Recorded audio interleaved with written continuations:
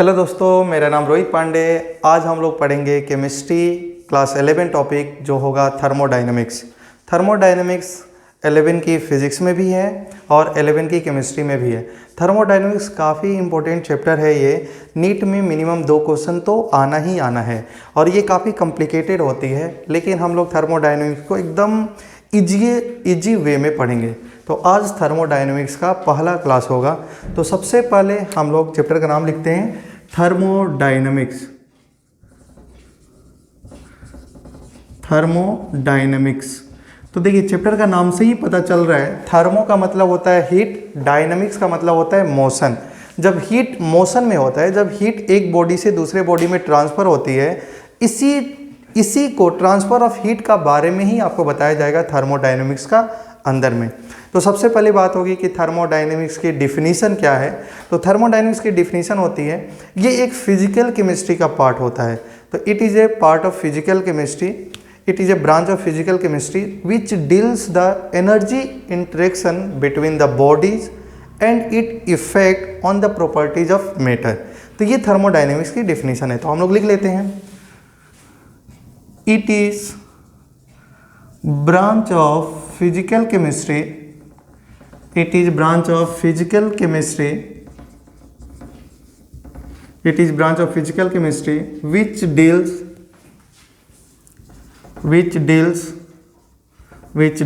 the energy interaction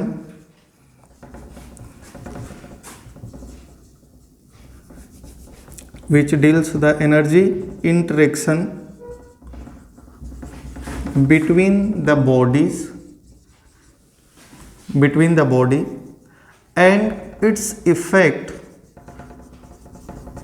on the properties of the matter।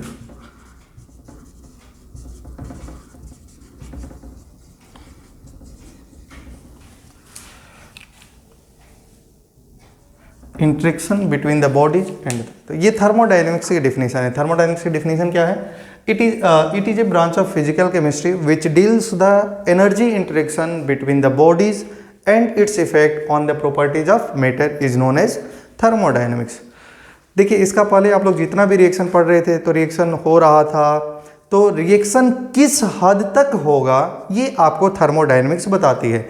Reaction होगा तो reaction की क्या क्या कंडीशन होगा, रिएक्शन कौन सा कंडीशन में होगा, रिएक्शन होगा कि नहीं होगा, रिएक्शन फिजिबल है कि फिजिबल नहीं है, रिएक्शन स्पॉन्टेनियस होगा या नॉन स्पॉन्टेनियस होगा, ये सब सारा बातें थर्मोडायनेमिक्स के अंदर में आएगी। कि रिएक्शन हो रहा है तो कौन सा कंडीशन में रिएक्शन होगा, समझ में आ रही है। तो फिर हम लोग इसका बाद थर्मोडायनेमिक्स की डिफिनीशन, ये इतना ज़्यादा इंपॉर्टेंट नहीं है, लेकिन इसका आगे में हम लोग पढ़ेंगे स्कोप ऑफ थर्मोडायनेमिक्स। थर्मोडायनेमिक्स की क्या स्कोप है, तो नेक्स्ट स्टडी में हम लोग क्या होगा, स्कोप ऑफ थर्मोडायनेमिक्स। थर्मोडायनेमिक्स की क्या स्कोप है? पहला स्कोप ये है कि रिएक्शन फिजिबल होगा या नहीं होगा। तो पहला हम लोग क्या चेक करते हैं, feasibility of the process. Feasibility of the process मतलब रिएक्शन फिजिबल होगा कि नहीं होगा। दूसरा, extent of the process, reaction किस हद तक जा सकता है, इसका बारे में पढ़ते हैं। तीसरा, efficiency of the process, efficiency of the process, ठीक है। तो ये हम लोग का स्कोप ऑफ थर्मोडायनेमिक्स हो गया, ठीक है। इसका बाद हम लोगों को पढ़ना है कि ये थर्मोडायनेमिक्स में क्या क्या टर्म यूज होता है। सिस्टम क्या है, सराउंडिंग क्या है, सिस्टम कितने टाइप्स के होते हैं, इसका बारे में हम लोगों को बात करना है। तो आप लोग फिर नेक्स्ट हेडिंग में लिखेंगे टर्म्स यूज्ड इन थर्मोडायनेमिक्स, ठीक है। मैं इसको रफ कर देता हूँ, आप कॉपी पेन लेके आप इसको नोट करते रहिए। तो अब हम लोग बात करेंगे टर्म्स यूज्ड इन थर्मोडायनेमिक्स, ठीक है। अब हम लोग बात करेंगे terms used in thermodynamics. Thermodynamics में क्या क्या टर्म यूज होता है, इसका बारे में बात करेंगे। तो सबसे पहला जो टर्म यूज होता है उसका नाम होता है सिस्टम। देखिए सिस्टम क्या है, सिस्टम एक यूनिवर्स का ऐसा पार्ट है जिसका बारे में आप लोग बात करता है, किसी का बारे में आप कुछ भी बात करते हैं वो एक सिस्टम होता है। जैसे आप लोग बात करते हैं कि मैं कोचिंग जा रहा हूँ, तो कोचिंग एक क्या हो गया, सिस्टम हो गया। ठीक है, बात क्लियर है। जैसे आप लोग मूवी देखने जाता है तो सिटी मॉल क्या हो गया, एक सिस्टम हो गया। ठीक है, तो सिस्टम क्या होती है, यूनिवर्स का ऐसा पार्ट जो अंडर इन्वेस्टिगेशन होता है, उसी को बोलते हैं system. The part of universe, इसका डिफिनीशन होता है the part of universe which is under observation या इन्वेस्टिगेशन या ऑब्जर्वेशन। ठीक है, तो सिस्टम क्या होता है, the part of universe which is under investigation, जो इन्वेस्टिगेशन में है, जिसका बारे में आप लोग बात करते हैं। जैसे आप कोचिंग क्लासेस में जा रहे हैं तो कोचिंग क्लासेस एक यूनिवर्स का पार्ट होता है जिसका बारे में आप बात करते हैं, वो एक सिस्टम है।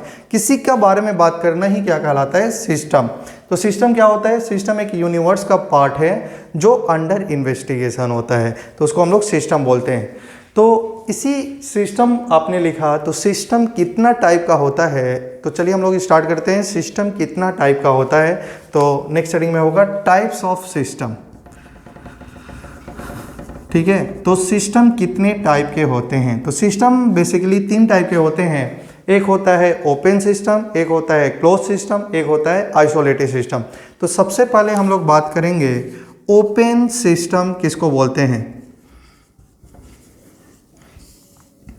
ठीक है, तो सबसे पहले हम लोग बात करेंगे ओपन सिस्टम किसको बोलते हैं। तो ओपन सिस्टम एक ऐसा सिस्टम होता है जिसमें मास और एनर्जी का एक्सचेंज होता है बिटवीन सिस्टम एंड सराउंडिंग।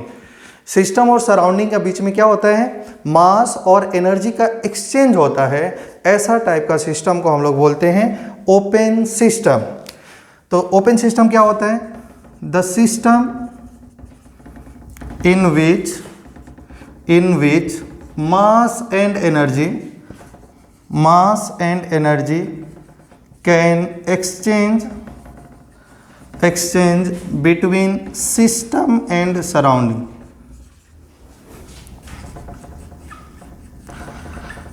ठीक है, जिसमें सिस्टम और सराउंडिंग के बीच में क्या का एक्सचेंज होता है, मास और एनर्जी का एक्सचेंज होता है। ऐसा टाइप का सिस्टम को हम लोग बोलते हैं ओपन सिस्टम। जैसे हॉट कप ऑफ टी, समझ में आ गया। जैसे मान लो गर्म चाय जो होती है उसमें क्या होता है, आप लोग बोलेंगे गर्म चाय में थोड़ी ना मास का ट्रांसफ़र होता है। तो आपको मालूम होता है कि जब चाय बहुत गर्म होती है तो क्या वो गर्म चाय है तो क्या उसका जो मास होता है एक्सचेंज होता है, वेपर का फॉर्म एक्सचेंज होते रहता है। और चाय को आप थोड़ा देर रख दीजिए तो ठंडा हो जाता है, तो एनर्जी भी एक्सचेंज हो गया, मास भी एक्सचेंज हो गया। तो ये कैसा टाइप का सिस्टम कहलाएगा, ओपन सिस्टम कहलाएगा। ठीक है, एग्जाम्पल में ये हॉट कप ऑफ टी। जैसे दूसरा एग्जांपल, अगर ह्यूमन बॉडी का बारे में बात किया जाए, क्या ह्यूमन बॉडी ओपन सिस्टम है कि क्लोज सिस्टम है। तो आप लोग देखते हैं कि कभी, जैसे मुझे ही देखते होंगे आप लोग, तो कभी बहुत मोटा एनर्जी एक्सचेंज होता है, कभी बहुत ज़्यादा मोटा, कभी बहुत ज़्यादा पतला। तो यहाँ में तो मास का एक्सचेंज हो गया, तो मास तो एक्सचेंज हो रही है, क्या एनर्जी एक्सचेंज होती है कि नहीं होती है। तो जैसे देखते हैं कि कभी फीवर हो गया तो एनर्जी बहुत डाउन होती है, और जैसे ही फीवर ठीक होती है एनर्जी काफ़ी एक्साइटेड लेवल में होती है। तो यहाँ में एनर्जी का भी एक्सचेंज हो रहा है और मास का भी एक्सचेंज हो रहा है। तो ह्यूमन बॉडी भी क्या कहलाता है, ओपन सिस्टम। ठीक है, और बहुत सारे सिस्टम है, आप देख के बता सकते हैं जिसमें मास और एनर्जी का एक्सचेंज होता है between the system and surrounding, वो सब ओपन सिस्टम का अंदर में आता है। तो मैं उम्मीद करता हूँ कि आपको समझ में आ गया, कॉपी कर लीजिए। सिस्टम का बारे में बात करेंगे। क्लोज सिस्टम में क्या होता है, the system in which only energy can be transferred between the system and surrounding. इसमें क्या होता है, केवल एनर्जी एक्सचेंज होता है, सिस्टम और सराउंडिंग के बीच में केवल एनर्जी का एक्सचेंज होता है, मास का एक्सचेंज नहीं होता है। ऐसा टाइप का सिस्टम को हम लोग बोलते हैं क्लोज सिस्टम। ठीक है, तो आप जाएंगे तो आपको कंटेनर 2 टाइप का मिलता है, एक होता है डायाथर्मिक कंटेनर, एक होता है एडियाबैटिक कंटेनर। ठीक है, आपको जब भी मार्केट जाएंगे तो 2 टाइप का कंटेनर मिलेगा, एक होता है डायाथर्मिक कंटेनर, एक होता है एडियाबैटिक कंटेनर। तो मैं समझाने के लिए, डायाथर्मिक कंटेनर ऐसा कंटेनर होता है जिसमें एनर्जी का एक्सचेंज हो जाता है, ठीक है। ऐसा टाइप का कंटेनर को हम लोग बोलते हैं डायाथर्मिक कंटेनर, जिसमें हीट का एक्सचेंज होता है, यहाँ में हीट एक्सचेंज हो जाता है, यहाँ में हीट का एक्सचेंज हो जाता है। ऐसा टाइप का कंटेनर को बोलते हैं डायाथर्मिक कंटेनर। और जिसमें हीट का एक्सचेंज नहीं होता है, जिसमें हीट का एक्सचेंज नहीं होता है बिटवीन सिस्टम एंड सराउंडिंग, उसको बोलते हैं एडियाबैटिक कंटेनर। समझ में आ गया। तो जहाँ भी आपको दो टाइप का ये थर्मोडायनेमिक्स में बार बार ये टर्म्स आते रहेंगे, डायाथर्मिक और एडियाबैटिक। तो डायाथर्मिक का मतलब होता है जिसमें हीट एक्सचेंज होती है बिटवीन सिस्टम एंड सराउंडिंग, और एडियाबैटिक का मतलब होता है हीट का एक्सचेंज होता ही नहीं है, ठीक है। बात क्लियर है। तो अगर हम लोग बात करें क्लोज सिस्टम का बारे में कि कौन सा एग्जाम्पल होगा क्लोज सिस्टम का, तो जितने भी डायाथर्मिक क्लोज्ड कंटेनर होंगे क्या वो क्लोज सिस्टम का अंदर में आएंगे? All closed diathermic container. अब सोचिए, देखिए एग्जांपल में लिख रहा हूं, ऑल क्लोज्ड डायाथर्मिक कंटेनर, ठीक है। जितने भी डायाथर्मिक क्लोज कंटेनर हैं क्या वो सब एडियाबैटिक का अंदर, सब क्लोज सिस्टम का अंदर में आएंगे। अच्छा अब देखिए, आपने बोला कि डायाथर्मिक का मतलब होता है जिसमें हीट का एक्सचेंज नहीं होता है, और आपने उस कंटेनर को, मतलब डायाथर्मिक का मतलब इसमें हीट का एक्सचेंज होता है, और आपने उस कंटेनर को क्लोज कर दिया तो मास का तो एक्सचेंज होगा ही नहीं, हीट एक्सचेंज हो जाएगा। ऐसा टाइप का सिस्टम हम लोग का क्या कहलाता है? क्लोज सिस्टम कहलाता है, ठीक है। बात क्लियर है। तो जितने भी हम लोग का ऑल क्लोज डायाथर्मिक कंटेनर जो होंगे वो सब क्या होते हैं, क्या होंगे? क्लोज सिस्टम का अंदर में आएगा, ठीक है। समझ में आ रही है। डायाथर्मिक है तो हीट एक्सचेंज होगा, अब क्लोज कर देंगे, बंद कर देंगे तो समझ में आ रही है, उसमें मास एक्सचेंज नहीं होगा। तो ऐसा टाइप का सिस्टम क्लोज सिस्टम कहलाता है, ठीक है। बात क्लियर है। अगर आपसे कोई बोलेगा प्रेशर कुकर क्या है, तो देखिए प्रेशर कुकर ओपन सिस्टम भी होता है और क्लोज सिस्टम भी होता है, ठीक है। जब प्रेशर कुकर को आप लोग गर्म करते हैं तो मान लो गर्म हो गया, थोड़ा देर के लिए रख देंगे तो ठंडा भी हो जाएगा। तो इसमें क्या ही हो रहा है, गर्म हो रहा है, ठंडा हो रहा है, तो ये क्लोज सिस्टम हो गया। मास मान लो एक्सचेंज नहीं हो रहा है, आपने ज़्यादा टेम्परेचर दिया ही नहीं कि मास का वेपर बने। जैसे ही आप लोग जैसे दाल बनाते हैं, बहुत ज़्यादा हीट टेम्परेचर देते हैं तो उसमें से वेपर्स निकलने लगता है, तो मास भी एक्सचेंज हो जाता है। थोड़ा देर रख देंगे तो क्या हो जाएगा, ठंडा भी हो जाएगा। तो क्या भी हो सकता है, ओपन सिस्टम और क्लोज सिस्टम दोनों हो सकता है। तो प्रेशर कुकर जो होता है वो क्या होता है, ओपन सिस्टम और क्लोज सिस्टम दोनों होता है। अच्छा अगर आपसे कोई बोलेगा एसी क्या है, एसी, तो एसी किस में होगा, ओपन सिस्टम होगा या क्लोज सिस्टम होगा? तो देखिए एसी क्या होता है, आपको मालूम है कि ठंडा है तो गर्मी हो गर्म कर देगा, गर्म है तो ठंडा कर देगा। हीट तो एक्सचेंज करता ही करता है, मास की भी एक्सचेंज होती है।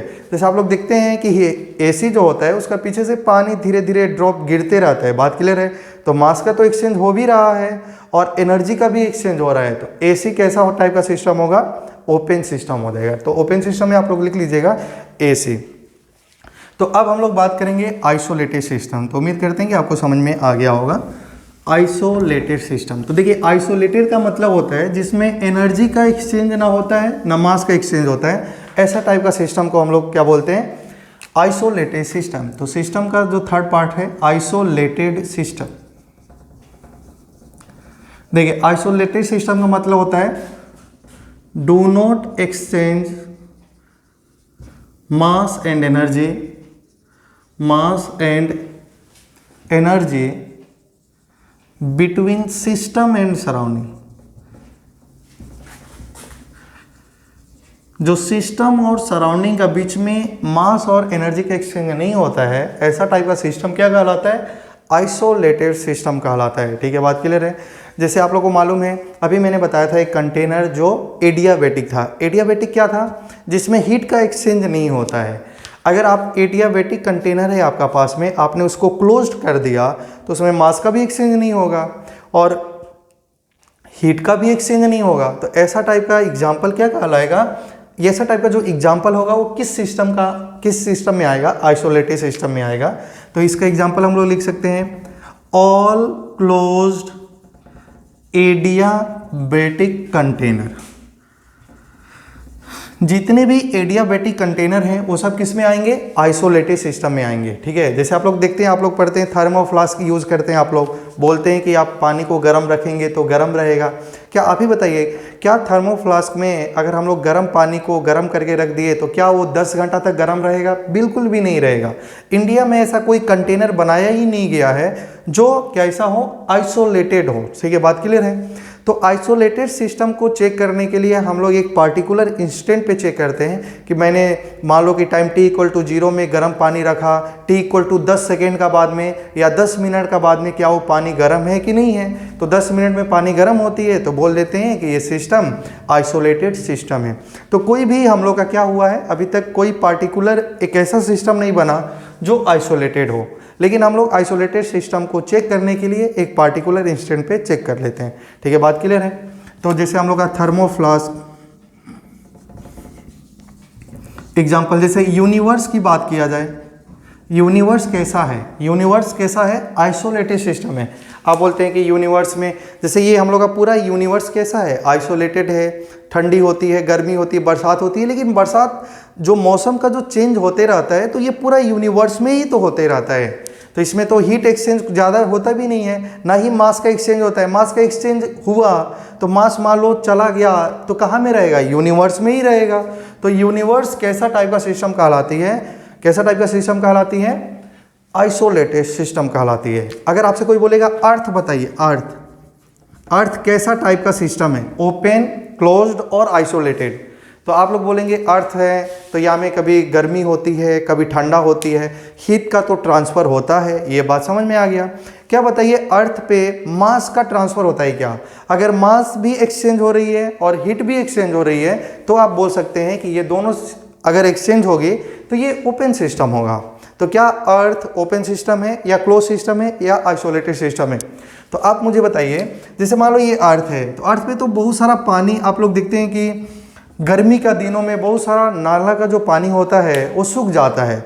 अरे सूख गया मतलब वो उसका इवोपोरेशन हो गया, तो क्या वो अर्थ से तो पानी चला ही गया ना, समझ में आ गया? अर्थ से तो पानी चला गया तो इसका मतलब मास का तो एक्सचेंज हो गया, और अर्थ पे गर्मी ठंडा होते रहता है, एनर्जी भी एक्सचेंज होते रहता है। तो ऐसा टाइप का सिस्टम क्या कहलाता है, ओपन सिस्टम कहलाता है। तो अर्थ ओपन सिस्टम है, यूनिवर्स आइसोलेटेड सिस्टम है। समझ में आ गया?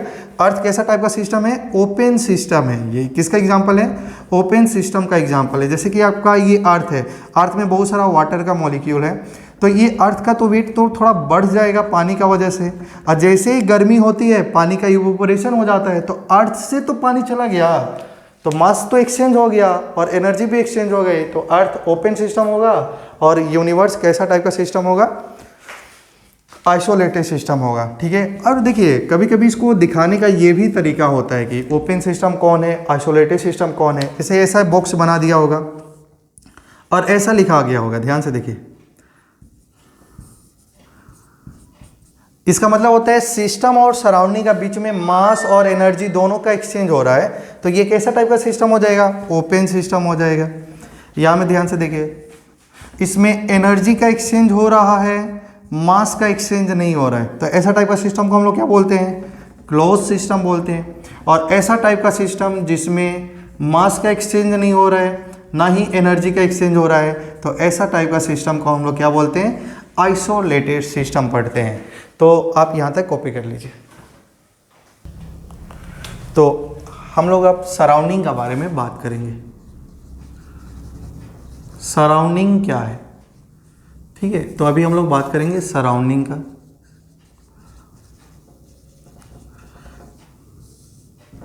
ठीक है, तो सराउंडिंग क्या है, सराउंडिंग का मतलब होता है कि आपने क्या बोला, यूनिवर्स का ऐसा पार्ट सिस्टम को छोड़ के। ठीक है, बात क्लियर है? मतलब अगर हम लोग मान लो कोई भी इसको सिस्टम बोल रहे हैं, तो ये सिस्टम को, ये यूनिवर्स होगा, इसका चारों तरफ क्या होगा, सराउंडिंग होगा, और सिस्टम और सराउंडिंग को ऐड कर देंगे तो यूनिवर्स मिल जाएगा। तो अगर हम लोग यूनिवर्स में से सिस्टम को माइनस कर दे तो ये सारा पार्ट क्या ही बच जाता है, सराउंडिंग बच जाता है। The part of universe except system is called universe. तो इसका डिफिनीशन होती है, the part of universe except system except system is called surrounding. ठीक है, तो यूनिवर्स का ऐसा पार्ट सिस्टम को छोड़ के जो बाकी स्पेस मिलता है उसी को हम लोग सराउंडिंग बोलते हैं। आप किसी को भी सिस्टम मान सकते हैं, जैसे ये मार्कर को आपने सिस्टम बोला तो ये सिस्टम का चारों तरफ जितना भी स्पेस होगा वो सराउंडिंग होगा, और system plus surrounding space is called universe. तो आप बोल सकते हैं जो यूनिवर्स होता है वो क्या होता है, सिस्टम प्लस सराउंडिंग स्पेस होता है। सिस्टम प्लस सराउंडिंग स्पेस को ही हम लोग क्या बोलते हैं, यूनिवर्स बोलते हैं। ठीक है, बात क्लियर है। तो ये सिस्टम प्लस सराउंड, किसी को सिस्टम मान सकते हैं और उसका चारों तरफ जो स्पेस बचेगा वो सराउंडिंग होगा, और सिस्टम प्लस सराउंडिंग स्पेस को हम लोग क्या बोलेंगे, यूनिवर्स बोलेंगे। तो अब एक टर्म आता है बाउंड्रीज क्या है। ठीक है, एक टर्म आएगा हम लोग का बाउंड्रीज क्या है। बाउंड्रीज, देखिए बाउंड्रीज का मतलब होता है जैसे कि आप लोग अपना घर बनवाते हैं तो एक बाउंड्रीज कर लेते हैं, उससे क्या पता होता है, बाउंड्रीज का मतलब होता है आप किसी से सेपरेट कर रहे हैं। बात क्लियर है। तो यूनिवर्स जो होती है, जो बाउंड्रीज होती है वो क्या होती है, the part which separate the system and surrounding from the universe. Universe क्या मतलब कि आप किसी से सेपरेट कर लेते हैं, मतलब सिस्टम और सराउंडिंग से जो लाइन सेपरेट कर देती है कि ये सिस्टम है ये सराउंडिंग है, वही लाइन को हम लोग बोलते हैं बाउंड्रीज। समझ में आ गया। द बाउंड्रीज की डिफिनीशन होती है the part of universe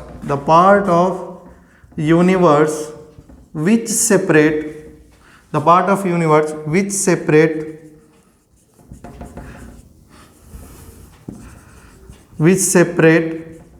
the system and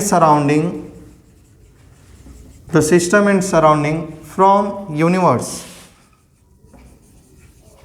ठीक है, बात क्लियर है। तो बाउंड्रीज की डिफिनेशन क्या होती है, the part which separate the system and surrounding from the universe. Universe से सिस्टम और सराउंडिंग को सेपरेट करने वाला जो लाइन होती है वही बाउंड्रीज कहलाती है। ठीक है, जैसे आप लोग भी घर बनवाते हैं तो एक बाउंड्रीज ड्रॉ करते हैं जो दो घर को सेपरेट करता है। ठीक है, बात क्लियर है। तो यही है बाउंड्रीज। और ये बाउंड्रीज की बात करेंगे तो बाउंड्रीज जो होती है, जैसे ये वाला बाउंड्रीज, जैसे ये बाउंड्रीज है, तो ये बाउंड्रीज क्या है, रिजिड बाउंड्रीज है। ये फिक्स है कि ये इतना ही आपका है।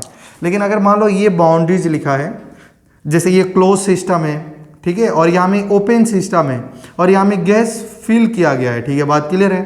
तो ये बाउंड्रीज क्या है, ये फ्लेक्सिबल बाउंड्रीज है। गैस का मॉलिक्यूल यहाँ में बाउंड्रीज फिक्स नहीं है, तो ये गैस का मॉलिक्यूल आगे पीछे घूमते रहेंगे। तो ये फ्लेक्सिबल बाउंड्रीज है और ये रिजिड बाउंड्रीज है। तो बाउंड्रीज की डिफिनेशन ये होती है कि बाउंड्रीज जो होती है वो रियल बाउंड्रीज हो सकती है और बाउंड्रीज फ्लेक्सिबल भी होती है। जैसे आप लोग जाएंगे, आप कभी कभी जाएंगे यूपी बिहार का तरफ में, तो देखेंगे कि आप पहले चले गए और आपको किसी का बारे में मालूम नहीं है, तो दूसरा वाला बोलता है कि यहाँ से जितना भी दिखाई दे रहा है वो सब मेरा ही है, उसका कुछ बाउंड्रीज भी नहीं है, वो फ्लेक्सिबल है। मान लो यह आपका यहाँ में ज़मीन है, फिर यहाँ में गवर्नमेंट का ज़मीन है, तो आप लोग क्या करते हैं, थोड़ा दूर यहाँ तक बाउंड्रीज ड्रॉ करते हैं, फिर देखते हैं नेक्स्ट ईयर देखते हैं तो आपका बाउंड्रीज आगे तक बढ़ गया होता है, फिर और आगे देखेंगे तो और आपका बाउंड्रीज बढ़ जाता है। मतलब आपकी बाउंड्रीज फ्लेक्सिबल होती है। तो बाउंड्रीज रिजिड हो सकती है और बाउंड्रीज फ्लेक्सिबल होगी। तो स्टार बना के 2-3 पॉइंट लिखना है आपको।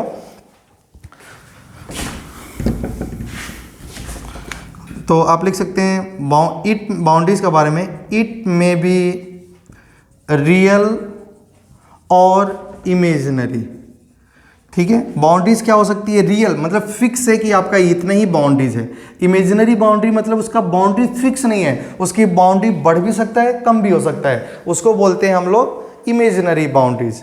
और बाउंड्रीज की खास बात ये होती है कि बाउंड्रीज रिजिड होती है और क्या होती है, फ्लेक्सिबल होती है। इस केस में ये बाउंड्रीज क्या है, रिजिड है, और इस केस में बाउंड्रीज क्या है, फ्लेक्सिबल है। तो लिख सकते हैं बाउंड्रीज में be, it may be rigid और फ्लेक्सिबल। बाउंड्रीज क्या भी हो सकती हैं, रिजिड हो सकती है, हार्ड हो सकती है, और बाउंड्रीज क्या भी हो सकती है, फ्लेक्सिबल हो सकती है, बढ़ती रहती बढ़ भी सकती है बाउंड्रीज, उसको बोलते हैं फ्लेक्सिबल। थर्ड जो होता है, देखिए अगर हम लोग का मान लीजिए ये डायाथर्मिक है, तो डायाथर्मिक में तो केवल हीट का एक्सचेंज होगा, और एडियाबैटिक में कुछ हीट का एक्सचेंज नहीं होगा। तो बाउंड्रीज जो होती है वो एडियाबैटिक भी हो सकती है और डायाथर्मिक भी हो सकती है। ठीक है, बात क्लियर है। तो बाउंड्रीज में भी इट में भी डायाथर्मिक, इट में भी डायाथर्मिक और एडियाबैटिक। ठीक है, अगर आपने बाउंड्री जो है आपने एक कंटेनर लिया और वो एडियाबैटिक कंटेनर लिया तो उसमें तो हीट का एक्सचेंज नहीं होगा, तो वो जो बाउंड्रीज होगा वो एडियाबैटिक होगा जिसमें हीट का फ्लो नहीं होती है। और डायाथर्मी में क्या होती है, जिसमें हीट का एक्सचेंज होती है।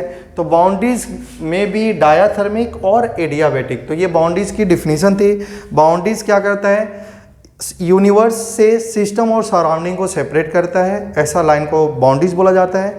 और बाउंड्रीज की खास बात ये होती है कि जो बाउंड्रीज होती है वो रियल होती है, इमेजिनरी हो सकती हैं। ठीक है, रियल का मतलब फिक्स है कि आपका इतना बाउंड्रीज है, इमेजिनरी का मतलब वो बाउंड्री खुला हुआ बाउंड्री है, बढ़ भी सकता है कम भी हो सकता है। बाउंड्रीज में भी रिजिड और फ्लेक्सिबल। और तीसरा, बाउंड्रीज में भी डायाथर्मिक और एडियाबैटिक। आप इतना कॉपी कर लीजिए।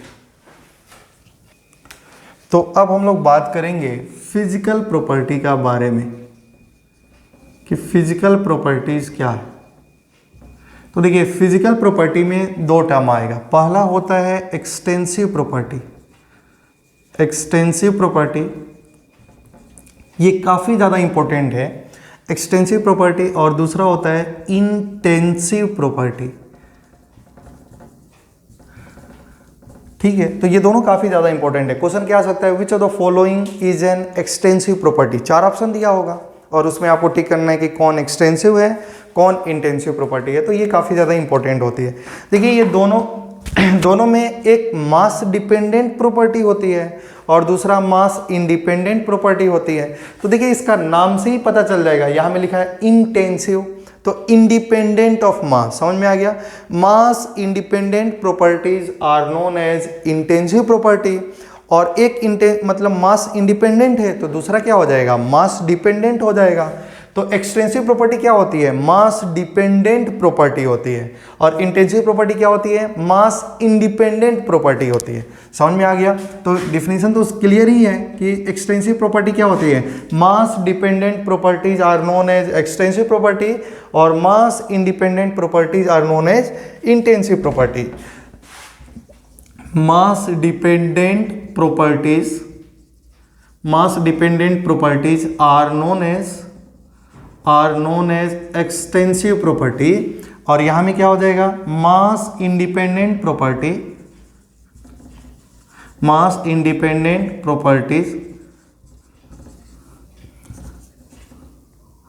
Are known as intensive property. ठीक है, तो यहाँ तक आपको समझ में आ गया। तो इसमें बहुत ही इंपॉर्टेंट बातें हैं, बहुत सारा एग्जाम्पल है, सारा एग्जाम्पल लिखाया जाएगा जितना मार्केट में अवेलेबल है, सारा आपको एग्जाम्पल लिखाया जाएगा कि कौन एक्सटेंसिव प्रॉपर्टी है कौन इंटेंसिव प्रॉपर्टी है। तो पहले आपको ये इतना क्लियर हो गया कि एक्सटेंसिव प्रॉपर्टी और इंटेंसिव प्रॉपर्टी जो मास पे डिपेंड करेगा, मास डिपेंड करेगा एक्सटेंसिव होगा, और मास से इंडिपेंडेंट होगा इंटेंसिव प्रॉपर्टी होगा। ठीक है, तो इसमें कुछ दो इंपॉर्टेंट बातें होती हैं। पहला ही बात ये होता है कि जो एक्सटेंसिव प्रॉपर्टीज होता है वो एडिटिव इन नेचर होता है, मतलब उसको ऐड किया जा सकता है। तो एक्सटेंसिव प्रॉपर्टीज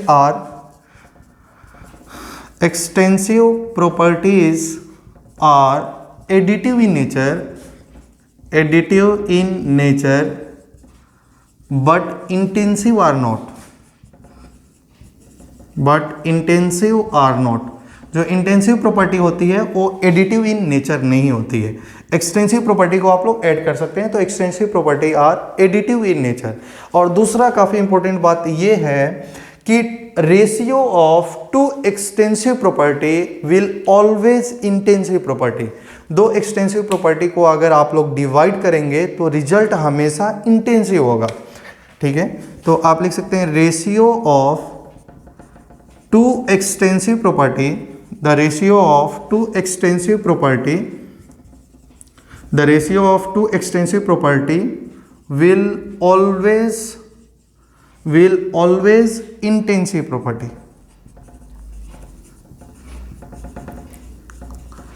ठीक है। तो ये दो इंपॉर्टेंट बातें बहुत ही ज़्यादा इंपॉर्टेंट है और ये दो पॉइंट काफ़ी ज़्यादा इंपॉर्टेंट है। अभी मैं आपको दिखाऊंगा भी कि दो एक्सटेंसिव प्रॉपर्टी का रेशियो कैसे इंटेंसिव हो जाता है। आप इतना अभी कॉपी करिए। मीठा तेल। तो अभी हम लोग पढ़ रहे थे कि जो एक्सटेंसिव प्रॉपर्टी होती है वो मास डिपेंडेंट होती है और इंटेंसिव मास इंडिपेंडेंट होती है। और extensive property are additive in nature और इंटेंसिव प्रॉपर्टी जो होती है वो एडिटिव इन नेचर नहीं होती है। और दो एक्सटेंसिव प्रॉपर्टी का जो रेशियो होता है हमेशा इंटेंसिव होता है। ठीक है। सबसे आसान तरीका है कि आप एक कंटेनर लीजिए। आपको सबसे ये आसान तरीका बताया जा रहा है। आप एक कंटेनर लीजिए और ये कंटेनर को इनफाइनाइट में नहीं, कोई भी 3-4 पार्ट या 10 पार्ट जितना भी पार्ट में डिवाइड करना है डिवाइड करिए। अगर डिवाइड करने का बाद अगर प्रॉपर्टी चेंज हो गया, ठीक है, आपने एक कंटेनर लिया उसको 3 या 4 इक्वल पार्ट में डिवाइड किया। अब सबसे पहले आपको एक कंटेनर लेना है, उसको 2 या 3 या 4 जितना मर्जी उतना इक्वल पार्ट में डिवाइड करिए। अगर डिवाइड करने का बाद इसकी प्रॉपर्टीज चेंज हो गई तो वो प्रॉपर्टीज जो होता है वो एक्सटेंसिव प्रॉपर्टी होती है। अगर इसको डिवाइड करने के बाद में प्रॉपर्टी चेंज नहीं हुआ तो वो सब किसका अंदर में आ जाएगा, इंटेंसिव प्रॉपर्टी का अंदर में आ जाएगा। जैसे अगर हम लोग बात करें मास, मास कैसा टाइप का प्रॉपर्टी होगा, तो आपने क्या किया है, आपने एक कंटेनर लिया, कंटेनर का मान लो मास m है, तो जैसे ही आपने इसको 2 पार्ट में डिवाइड किया तो मास अब क्या हो गया, हाफ हो गया।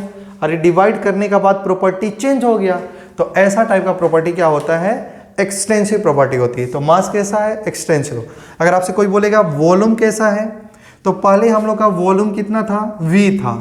आपने इसको 2 इक्वल पार्ट में डिवाइड किया, जैसे ही 2 इक्वल पार्ट में डिवाइड करेंगे वॉल्यूम आधा हो जाएगा, तो वॉल्यूम v/2 हो गया। डिवाइड करने का बाद प्रॉपर्टी चेंज हो गया तो ये प्रॉपर्टी कैसा होगी, एक्सटेंसिव प्रॉपर्टी होगी।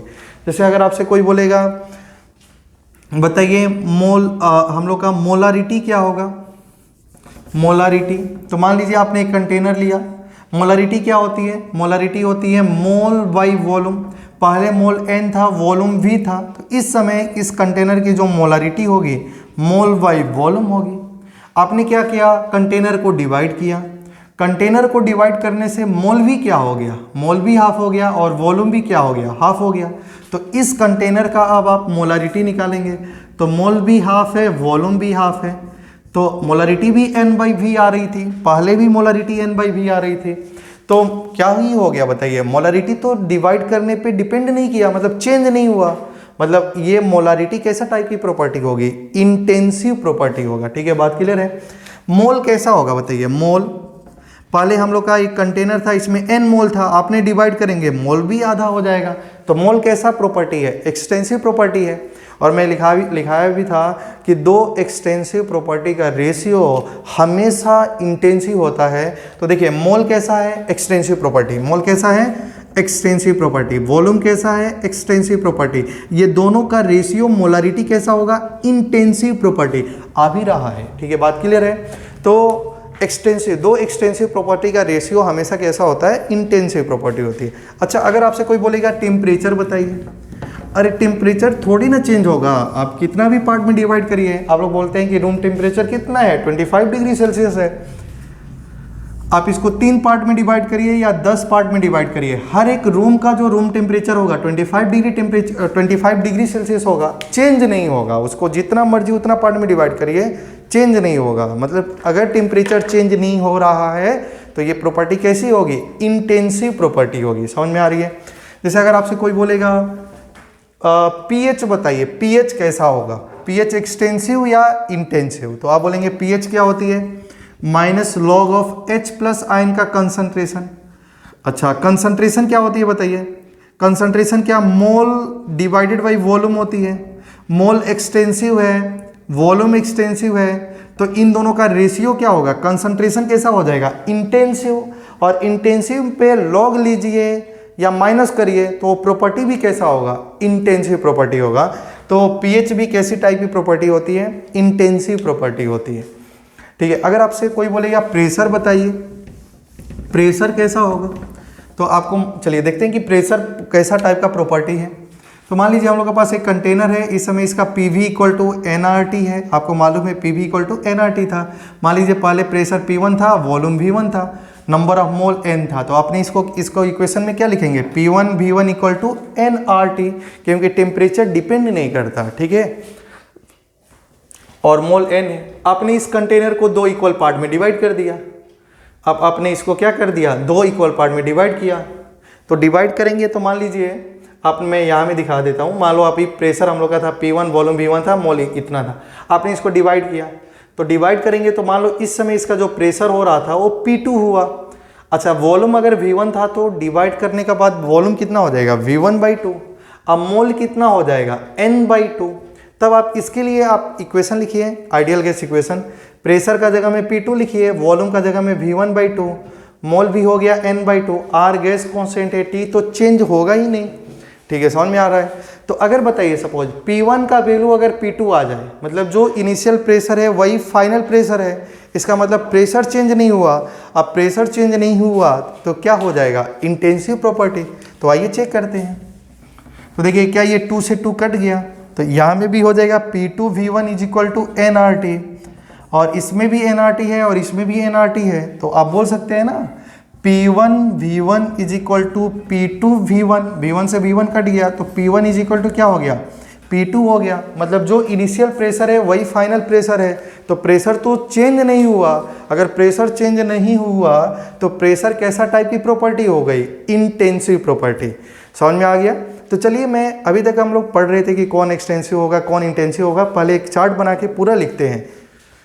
समझ में आ गया। ये सबसे आसान तरीका है। देखिए आपको क्या करना है, एक ट्रिक जो मैं लिख देता हूं यहाँ में, आपको करना है, if we divide the container into some equal part, if we divide the container into some equal part and the property if we divide the container into some equal part and the property remains same then property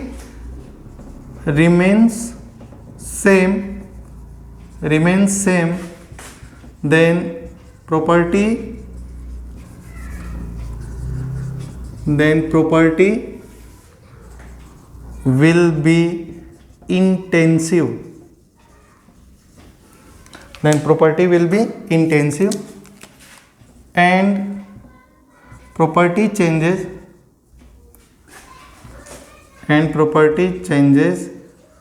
then it will be extensive. देखिए सबसे पहले क्या लिखा गया है, if you divide the container into some equal part and the property remains the same, मतलब divide करने के बाद प्रॉपर्टी सेम है, ठीक है। डिवाइड करने के बाद प्रॉपर्टी सेम है तो प्रॉपर्टी कैसी होती है, इंटेंसिव। अगर डिवाइड करने के बाद में प्रॉपर्टी चेंज हो गई तो प्रॉपर्टी कैसी होगी, एक्सटेंसिव प्रॉपर्टी होगी। तो मैं अभी चार्ट बना रहा हूँ, यहाँ में लिख रहे हैं एक्सटेंसिव और यहाँ में लिखेंगे इंटेंसिव, और आप लोग बताइएगा कि कौन एक्सटेंसिव होगा कौन इंटेंसिव होगा। तो यहाँ में हम लोग लिखेंगे एक्सटेंसिव और यहाँ में लिखना है इंटेंसिव।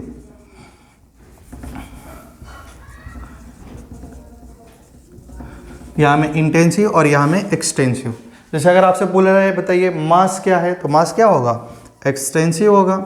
वॉल्यूम क्या होगा, एक्सटेंसिव, क्योंकि चेंज करने के बाद वॉल्यूम चेंज हो जाती है। मोल क्या होगा, एक्सटेंसिव प्रॉपर्टी होगा। टेम्परेचर बताइए किस में लिखा जाए, टेम्परेचर इंटेंसिव प्रॉपर्टी होगी। प्रेशर कैसा होगा, इंटेंसिव प्रॉपर्टी होगा। मोलारिटी क्या होगा, मोलारिटी क्या होती है, मोल बाय वॉल्यूम, मोल भी एक्सटेंसिव वॉल्यूम भी एक्सटेंसिव। तो रेशियो कैसा होगा, रेशियो कैसा होगा हम लोग का, इंटेंसिव प्रॉपर्टी होगा। जैसे नॉर्मालिटी, फॉर्मालिटी, ठीक है, फॉर्मालिटी, मोलालिटी, जितना भी है मोलालिटी। देखिए मोलालिटी का मतलब होता है number of mole of solute divided by mass of solvent in KG. तो नीचे में मास, ऊपर में मोल, मोल भी डिपेंड करता है, मास भी डिपेंड करता है। मोल भी एक्सटेंसिव, मास भी एक्सटेंसिव, रेशियो हो गया इंटेंसिव। फॉर्मालिटी और मोलारिटी में क्या ही डिफरेंस है, देखिए मोलारिटी क्या होती है, मोल अपॉन वॉल्यूम। फॉर्मालिटी भी क्या होती है, मोल बाई वॉल्यूम। मोल निकालते हैं मोलारिटी में, मोल कैसे निकालते हैं, weight upon molecular weight. Formality में कैसे निकालते हैं, मोल, मास अपॉन फॉर्मूला मास लिखते हैं। ठीक है, बात क्लियर है। जैसे NaCl का हम लोग मॉलिक्यूलर मास लिख देते हैं, आप फॉर्मूला मास कैसे लिखेंगे, NaCl जो होता है आयनिक कंपाउंड में Na4Cl4 में एग्जिस्ट करता है, तो उस समय उसका वो फॉर्मूला मास लिखा जाता है, फॉर्मालिटी। ठीक है, अगर आपसे बात किया जाएगा रेजिस्टेंस, बताइए क्या होगा रेजिस्टेंस। ठीक है, रेजिस्टेंस बताइए। रेजिस्टेंस एक्सटेंसिव प्रॉपर्टी है। जैसे रेजिस्टेंस आप लोगों को मालूम है कि रेजिस्टेंस लेंथ पे डिपेंड करता है। लेंथ को जैसे ही दो पार्ट में कट करेंगे तो लेंथ को कम करेंगे तो रेजिस्टेंस भी कम हो जाएगा। ठीक है, बात क्लियर है। तो रेजिस्टेंस कैसा हो जाएगा, एक्सटेंसिव प्रॉपर्टी। और एक टर्म होती है स्पेसिफिक रेजिस्टेंस। ठीक है, बात क्लियर है। तो स्पेसिफिक रेजिस्टेंस जो होती है, जिसको हम लोग रेजिस्टिविटी बोलते हैं, वो इंटेंसिव प्रॉपर्टी होती है। वो मास पे डिपेंड नहीं करती है, लेंथ पे डिपेंड नहीं करती है, तो वो अमाउंट ऑफ मैटर पे प्रेजेंट करती है। मतलब कोई भी सब्सटेंस है उसी पे डिपेंड करती है, मास पे डिपेंड नहीं करती, ना लेंथ पे डिपेंड करती है, इसलिए वो इंटेंसिव प्रॉपर्टी होगी। ठीक है, पीएच अभी आप लोग देख रहे थे, पीएच कैसी होगी, इंटेंसिव प्रॉपर्टी होगी। ठीक है, बात क्लियर है। अगर आपसे कोई पूछेगा डेंसिटी बताइए, डेंसिटी क्या होती है, मास बाई वॉल्यूम। तो मास भी एक्सटेंसिव, वॉल्यूम भी एक्सटेंसिव, रेशियो कैसा हो जाएगा, इंटेंसिव प्रॉपर्टी हो जाएगा। ठीक है, बात क्लियर है। अगर आपसे कोई बोला जाए हीट कैपेसिटी, हीट कैपेसिटी क्या होगा, ध्यान से देखिए। अगर आपसे बात की जाए पहले स्पेसिफिक हीट,